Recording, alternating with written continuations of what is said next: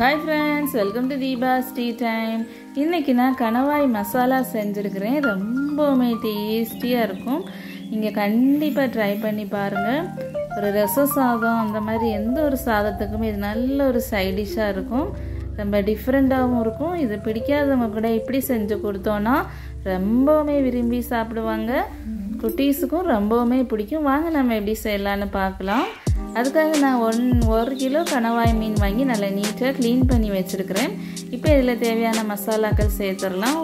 ஒரு 2 ஸ்பூன் நம்ம மிளகாய் தூள், ஒரு அரை ஸ்பூன் மஞ்சள் தூள், அரை ஸ்பூன் ஜீரகம், ஒரு தேவையான அளவுக்கு 1 ஸ்பூன் உப்பு சேர்த்து நல்லா மிக்ஸ் பண்ணி ஒரு 1/2 hour நம்ம ஊற வச்சிடலாம். ஃப்ரிட்ஜில் வச்சாலும் சரி, வெளியில் வச்சாலும் பரவாயில்ல. ஒரு 1/2 hour நல்லா அது ஊறட்டும். 1/2 hour ஆயிடுச்சு. நம்ம இப்போ ஸ்டவ்வில் ஒரு பேன் வச்சு ஒரு 4 ஸ்பூன் தேங்காய் எண்ணெய் சேர்த்துட்டு பொடியாக கட் பண்ணி வச்ச வெங்காயம் ஒரு 2 வெங்காயம் சேர்த்துடலாம். சேர்த்துட்டு நல்லா வதக்கி எடுத்துடலாம். இது நல்லா டேஸ்ட்டாக இருக்குங்க. இது ரைஸுக்கு நல்லாயிருக்கும். அப்புறம் சப்பாத்தி கூட இதை வச்சு சாப்பிட்லாம். அதுவும் நல்லா தான் இருக்கும். ஒரு 2 ஸ்பூன் இஞ்சி பூண்டு பேஸ்ட்டு சேர்த்துட்டு நல்லா மிக்ஸ் பண்ணி விட்டுடலாம். நல்லா பெரிய பாத்திரமாக இருக்கணும். பழுத்த தக்காளியில் ஒரு 2 தக்காளி எடுத்து நல்ல பொடியாக கட் பண்ணி அதையும் சேர்த்து நல்லா வதக்கிடலாம். இந்த வெங்காயமும் தக்காளியும் நல்லா வதங்கட்டும். இப்போ இதில் கொஞ்சமாக மிளகாய்த்தூள் சேர்த்துடலாம். ஒரு அரை ஸ்பூன் மிளகாய்த்தூள், மல்லித்தூள் ஒரு 2 ஸ்பூன் சேர்த்துருவோம். ஜீரகம் ஒரு அரை ஸ்பூன், மஞ்சள் தூள் ஒரு அரை ஸ்பூன் சேர்த்துட்டு கொஞ்சமாக பெப்பர் சேர்த்துடலாம். ஒரு அரை ஸ்பூன் பெப்பர் சேர்த்தா போதும். சேர்த்து நல்லா மிக்ஸ் பண்ணிடுவோம். ஆல்ரெடி நம்ம மீனில் மசாலா சேர்த்துருக்கோம். அதனால் இதில் ரொம்ப கம்மியாக சேர்த்தா போதும்.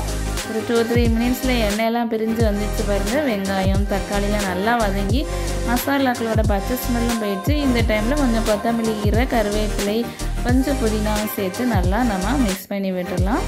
மிக்ஸ் பண்ணி விட்டுட்டு ஆல்ரெடி நம்ம ஊற வச்சுருந்தோம்ல மீன், அதையும் நம்ம சேர்த்துடலாம். சேர்த்துட்டு நல்லா நம்ம மிக்ஸ் பண்ணி விட்டுருவோம்.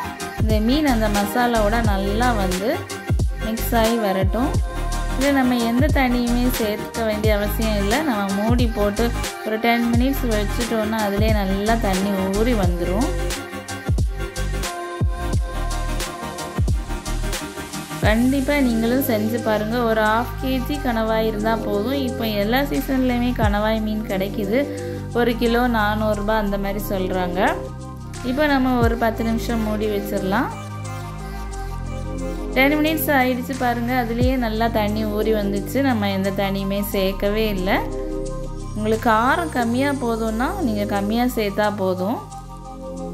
பாருங்க, இந்த அளவுக்கு நல்லா வறண்டு வரணும். அப்போ தான் டேஸ்ட்டு சூப்பராக இருக்கும். ரொம்பவுமே குக் ஆகிடுச்சுன்னா இந்த கணவாய் மீன் ரொம்ப ரஃப்பாக இருக்கும்.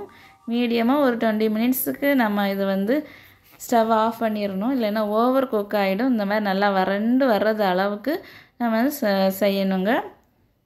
இந்த கணவாய் மீன் மசாலா ரொம்பவுமே சூப்பராக இருக்கும், டேஸ்டியாக இருக்கும். கண்டிப்பாக ட்ரை பண்ணி பாருங்கள். உங்களுக்கு இந்த ரெசிபி பிடிச்சிருந்துன்னா லைக் பண்ணுங்கள், ஷேர் பண்ணுங்கள், கமெண்ட் பண்ணுங்கள், மறக்காமல் சப்ஸ்கிரைப் பண்ணுங்கள். தேங்க்யூ.